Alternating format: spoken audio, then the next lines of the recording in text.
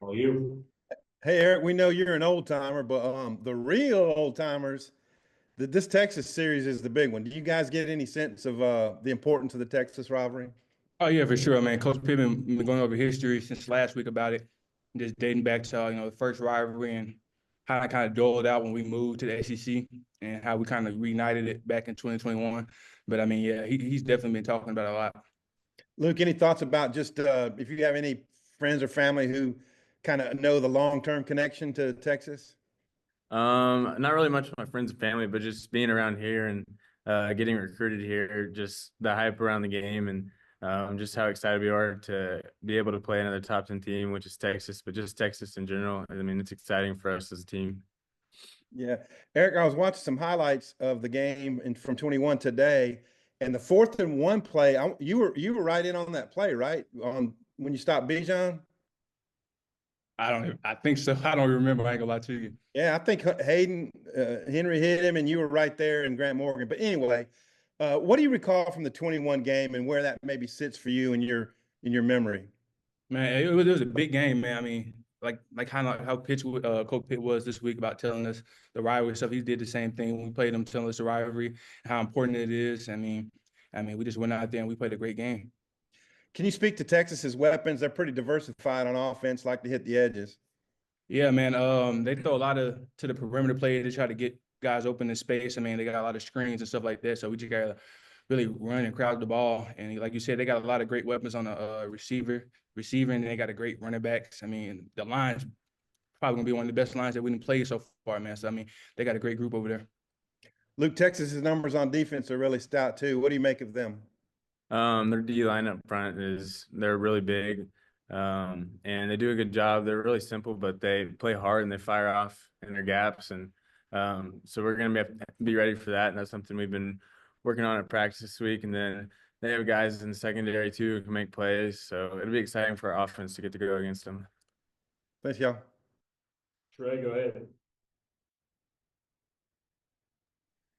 Yeah, look, I was just curious if you could go into a little bit more detail about what makes Texas so good, though, on in pass defenses. It seems like, I mean, they're like 89 efficiency rating, which is really unheard of. hmm Yeah, I think they just do a really good job of what their coach should do. I mean, they don't really have to do that much because they have really good guys up front who are, like I said, big and they're physical and they work a lot. You can see how it pays off just with how they've been playing the past couple games. Are they getting a lot of pressure? Is that part of it? A little bit. I mean, we're still breaking down some of the film and stuff and picking up on stuff that they're doing, but they're really, like I said, they're really simple and we just got to be able to withstand that, and that's something that us as a group with the offensive line has been working this week. Yeah, Eric, on the other side of the ball, I was wondering what you could tell us a little bit about their personnel up front on the offensive line. And yeah, they got a great group over there, man. I mean, they got a lot of guys that knit well together, and you can see it on film, and they play great together. And just individual, man, it's a lot of great individual play also on online, man. So we got to prepare for that. Luke, did you watch the 21 game, or were you here? Or? I was not here, but my brother was here, and I wish I would have been here. But just from hearing from that, and some of the guys who are on the team in my class that came to that game as recruited to me, and I just heard it was amazing, way better than even the Tennessee game, just because of the hype around the game. So I'm excited to feel that atmosphere. Thanks, fellas. Bob, go ahead. Hey guys, how you doing? Luke, I know you got recruited by everybody, and I saw Texas among the list of teams that you were offered. Do you remember that? And did you give them any thought at all? To be honest, not really, but I mean they were a great team, so I was obviously thinking about them a little bit, but really Arkansas, and then I had like two other schools was my main focus, and definitely happy I chose Arkansas. And then your production has picked up the last couple games. You reception wise, I know you were had the bad back earlier. Just well, what do you thought about how you've played, especially the last couple games? Just how are you feeling physically right now? Well, I'm feeling great right now. I feel so much better. I mean, I feel younger if that's even possible for how young I am. But I think the biggest thing is building trust with Talon and Coach Petrino and the offense, and just knowing that I can do what I can do, and they've been able to see that at practice, and it's paid off in the games. You obviously had the season-ending injury last year, and then this year you had an injury. I think you only missed one game, but I know it limited you quite a bit, and I'm sure you had to miss practice and couldn't be as prepped as you'd like to be. Just what's it like dealing with those injuries? Whether it's obviously season ending last year, but then this year kind of having to do it in season and come back from it.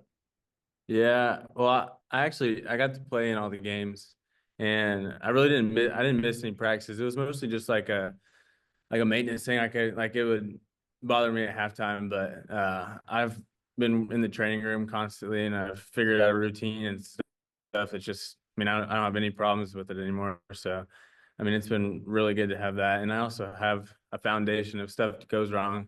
I mean, I know what to do to get back out on the field. And Eric, I know you don't cover look in practice. At least I don't think you do. But maybe you have dropped or something. But well, what do you think of him as a as a defensive guy looking at an offensive guy, and just what he means to the team, especially when he's healthy and is able to do what he can do now? Man, he's huge for the team, man. He adds another dimension to our offense, man. I mean, he really opens up a lot of the runs too, because he can catch the ball in his routes, man. So he's huge for our team. And look, I remember Petrino talking about this in camp that you're improved as a blocker. How's the blocking been for you this season? It's definitely slowed down a lot with being able to have Coach Turner as our coach, and Coach Mateos as well. But just with like technique and taking the right footwork and stuff, and I feel like we've repped it so much since last year that it's just becoming natural, especially for the whole tight end room, not just me. But yeah, Coach Turner's done a great job with us. Yeah, I might have a couple more. I'll turn back to Oliver if I can come back later. Thanks. Go ahead, Jackson. Hey guys, for either of you, has there been a moment in kind of the discussions about the old games or watching some clips, like one particular game that's maybe stood out to the team when going back and going through the old footage? You talking from 2021? No, just from the Texas rivalry in general. You guys have, Sam has talked about kind of talking about the games in the 60s and, 70s and stuff. Is anything from, back then before 2021 maybe stood out to the team? I mean, yeah, I just speak on the rivalry part. I mean, a lot of like the older guys, like 50, 60. I mean, they hate Texas they hate Texas more than they love Arkansas. Like you've seen on social media. So, I mean, just seeing that and watching those games, man. I mean, you can see that watching those games. Anything stand out to you, Luke? Just with what Coach Pippen talked about this week is just how many like consecutive years back then we played them in a row, and then now them coming into the SEC, it's getting to start that new trend. It'll be exciting for our fan base and for our team. And Eric, Texas one loss this year to Georgia. They got a lot of pressure on ewers, especially early. I mean, has that been a focal point from Travis and Deke? Just like that's going to be kind of the key for the defense is getting pressure on him. Oh yeah, for sure, man. Really, we wanted y'all to do that every game that we play. I mean, yeah, some is harder than others, but I mean, yeah, like you said, we seen the Georgia game. They got a lot of pressure on them, man. You can kind of see it affecting him a little bit, man. So we definitely want to try to go in and get pressure on them. Thanks, guys.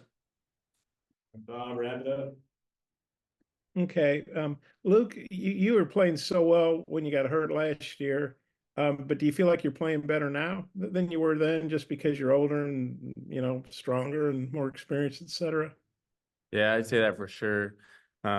Especially just having another year under Coach Turner's belt with all the details and little things that, I mean, our vocabulary is the same now. I can almost read his mind before he's about to say something. So that's definitely helped improve my game. And having Coach Petrino too has been really good for us as a tight end room, especially as the season goes on, because we're starting to gel and understand the offense more.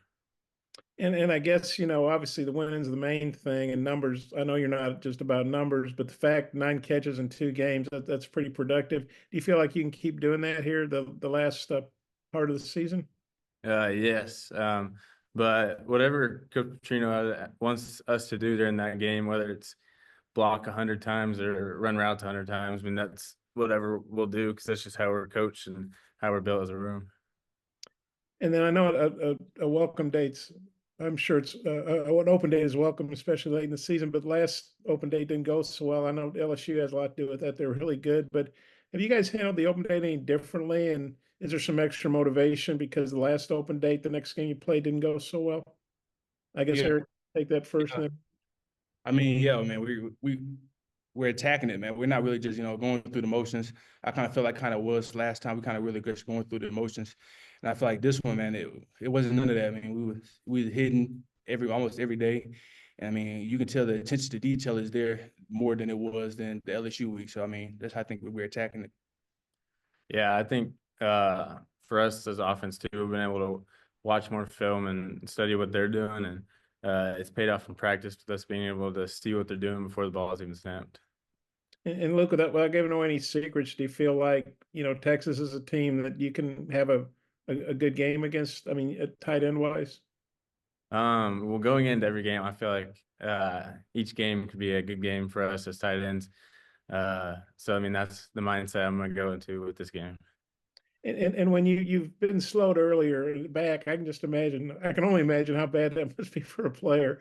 But when you feel right like you do now, just how good is that, and how much do you appreciate feeling that way? Yeah, I definitely appreciate that. But also, I feel like too, whenever you have injuries or back problems, it only makes you and molds you into a better player for the future. Okay, thanks, guys. Luke, good stuff, guys. See you Saturday.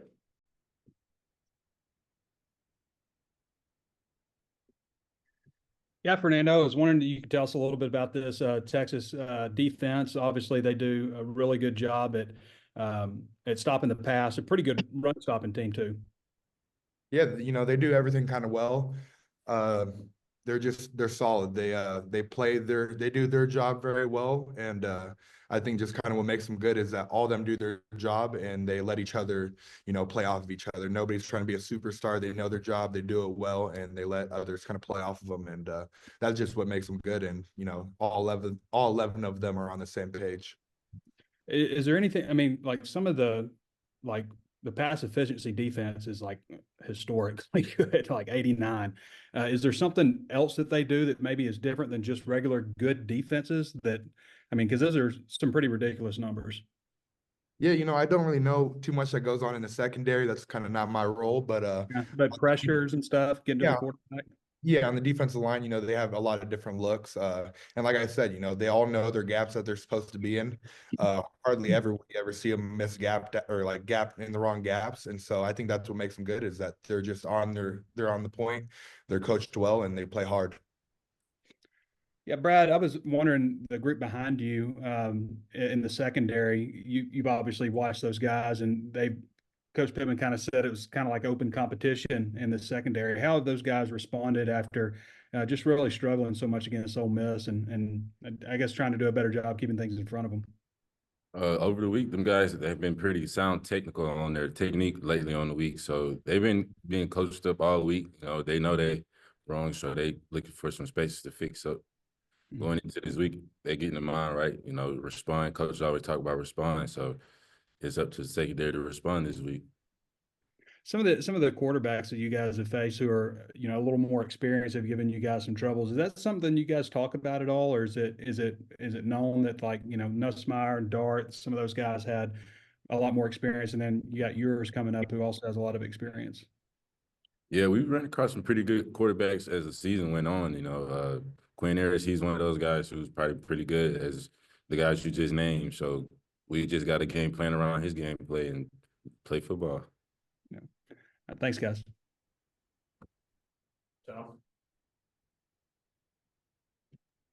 Hey, Coach Pittman said Monday he's been showing y'all, video and talking about the series. What has soaked in for you guys, Brad, in terms of what this means to the fans, probably? I know it's a pretty serious thing in Arkansas, and I want to keep this tradition up.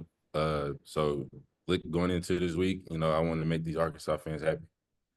Fernando, any thoughts about just maybe the stature of this rivalry? Yeah, man, there's been a lot of teams that have played Texas, and a lot of people that have put their life on the line, played their hearts out for Arkansas. And, we just want to carry on this legacy of, this rivalry and, showing why, Arkansas, leads this rivalry and why, this means so much to us. Coach Pittman's teams have really played well out off of open dates before, but this year, not so much against LSU. Did anything change the way you guys prepped after this open date, Fernando?